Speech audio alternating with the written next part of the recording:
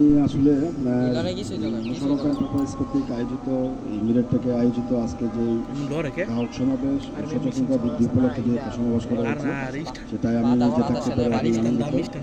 সাথে সাথে আপনাদের সবাইকে শুভেচ্ছা এবং আদাব জানাচ্ছি। তো আমি ফার্স্টে কথা বলার পেছনে আমি আগে কিছু দুইটা কথা বলি। সেটা হলো আপনারা আসলে টাকা রাখতেছেন কিন্তু ব্যাংকের কাছে। মোশাররফ এন্টারপ্রাইজ আমাদের পক্ষে কাজ করতেছেন, ঠিক আছে? মানে এখানে কিন্তু কোনো ভয়েরও সুযোগ নেই। আর আপনার আরেকটা জিনিস আপনাদের মাথায় রাখতে হবে যে আমি কোন ব্যাংকে টাকা রাখতেছি। সবাই কিন্তু তার নিজের ব্যাংকের সুনাম বলবে, কিন্তু এখন কিন্তু মিডিয়ার যুগ, আপনার সব স্মার্টফোনের যুগ, আপনি সবসময় সব কিছু কিন্তু খবর কিন্তু আপনার মোবাইলে বাসায় বসে দেখতে পারতেছেন, পত্রপত্রিকায় দেখতে পারতেছেন, অনলাইনে দেখতে পারতেছেন, সব সময় আপনি অনলাইনে আছেন, দেখতে পারতেছেন। তো আমার ব্যাংকের সুনামটা আমি নিজে বলতে চাচ্ছি না, আসলে আপনারা খবর নেবেন মার্কেটে যে ডাচ বাংলা ব্যাংকের অবস্থান বাংলাদেশে কয় নম্বরে আছে।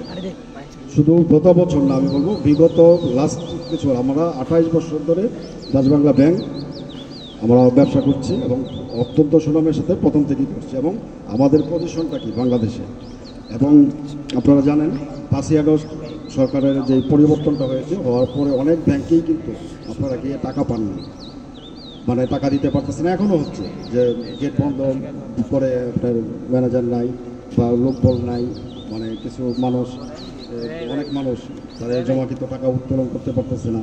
অনেকে সমস্যা আছে, বেশ কিছু ব্যাংক, প্রায় 10-12টা ব্যাংক হবে এই সমস্যা আছে, সামনে হয়তো আরও কিছু ব্যাংক পড়বে, ঠিক আছে? তো আপনারা টাকা রাখার সময় আপনারা জেনে বুঝে রাখবেন যে কোন ব্যাংকে আমার টাকা রাখলে আমারও আমানতটা সুরক্ষিত থাকবে। শুধু লাভের আশাও করবেন না, ব্যাংক তো লাভ দিবি আপনাদের, তারপরও আমি বলবো যে আপনার অনেক সময় আমরা দেখা যায় যে লোভে পড়ে এই এনজিওতে রাখতেছি, বিভিন্ন সংস্থার কাছে টাকা রাখতেছি, এগুলো কিন্তু খুবই রিস্কি। আপনার এনজিও কিন্তু একসময় উদাও হয়ে যাবে, আপনি খুঁজেও পাবেন না। প্রায় সময় আছে কিন্তু নিউজে যে এই এলাকা থেকে টাকা নিয়ে তারা নাই, প্রথম প্রচুর অনেক লাভ দিচ্ছে, তারপর এক সময় নেই।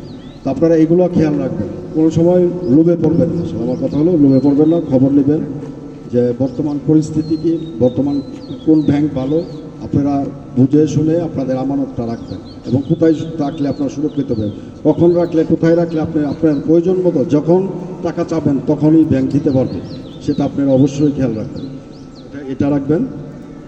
আর টাকা রাখার সময় যেটা হলো আরেকটা জিনিস, আপনারা যেমন এজেন্ট আমাদের পক্ষে, যে ডাচ বাংলার পক্ষে আমাদের এখানে যে আবার আমি একটু বলি আমাদের ডেলিভারি চ্যানেলগুলো বলি। ডাচ বাংলা ব্যাংক এমন একটা ব্যাংক, এখানে আমি বলি যে আমাদের টেকনোলজির দিক দিয়ে বাংলাদেশে আমাদের পর্যায়ের কেউ নেই। আমাদের টেকনোলজির 550টার মতো ব্রাঞ্চ আছে এখন বর্তমানে, 6000-এর উপরে আপনার এই এজেন্ট আউটলেট আছে, যে মোশাররফ এন্টারপ্রাইজের মতো এরকম আউটলেট আমাদের 6000+ সারা বাংলাদেশে, আরও বেশি হতে পারে আমার জানা মতো আর কি, এটা বলতেছি 6000+। এটিএম সিআরএম, যেটাতে কার্ডের মাধ্যমে আপনারা টাকা তুলতে পারেন। এখন তো সবাই এটিএমের সাথে পরিচিত, এই এটিএম কিন্তু বাংলাদেশে আমরা ইন্ট্রোডিউস করেছি, যখন আমরা কার্ড আছে যে এটা দিয়ে কে করবে টাকা তুলবে, এখন কিন্তু এই কার্ড ছাড়া এখন আর চলে না, সবাই মানে যে কোনো সময় আপনার 24 ঘন্টা টাকা তুলতে পারতেছে। এবং এই এটিএম সিআরএম মেশিন আমাদের বাংলাদেশে আছে প্রায় 8500 আমাদের ইনস্টল করা হয়েছে। তো এগুলো কিন্তু অন্য সব ব্যাংকের আমরা যদি যোগ করি, এই যে আমরা এতগুলো এটিএম, এত ব্রাঞ্চের কথা বলবো না, এটিএম ওগুলো কিন্তু অন্য সব ব্রাঞ্চ, বাংলাদেশে আরও 60টার মতো ব্যাংক আছে, তাদের সবারগুলো যদি যোগ করে আমাদের এটিএম সিআরএমের সংখ্যা সমান হবে না। একাই আমাদের প্রায় 8500 এই এটিএম সিআরএম ইনস্টল করা আছে। তো আমরা এই সুবিধাটা পাচ্ছেন, এই ডেলিভারি চ্যানেল 5-6000 আউটলেট, এটাই বাংলাদেশের মধ্যে সবচেয়ে বেশি। তো আপনি কিন্তু এই আউটলেটের যে কোনো একটা আউটলেট থেকে আপনি মোশাররফ এন্টারপ্রাইজে একটা অ্যাকাউন্ট করলে এই 550 ব্যাংক, 6500 আউটলেট, 8000 সিআরএম আপনি ইউজ করতে পারতেছেন বিনা টাকা পয়সায়। আপনার কোনো চার্জ নেই, আপনি গিয়ে টাকা তুলতে পারতেছেন, জমা দিতে পারতেছেন। যদি ব্যাংকে করেন, আউটলেটে করলে কিছু চার্জ আছে নিজের টেরিটরির বাইরে গেলে। তো আপনি এগুলোতে কিন্তু আপনি যে কোনো সময় করতে পারতেছেন, লেনদেন করতে পারতেছেন।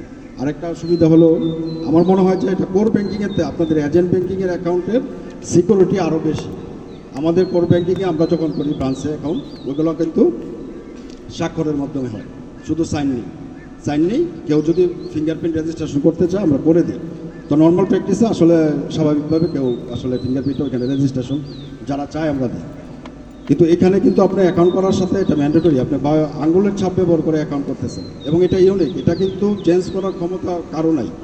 আপনার অ্যাকাউন্ট থেকে টাকা নিয়ে যাবে, যতক্ষণ পর্যন্ত ফিঙ্গারপ্রিন্টটা না দিবেন আপনার টাকা নেওয়ার কোনো নাই। চেকের মাধ্যমে লেনদেন করতে পারবে।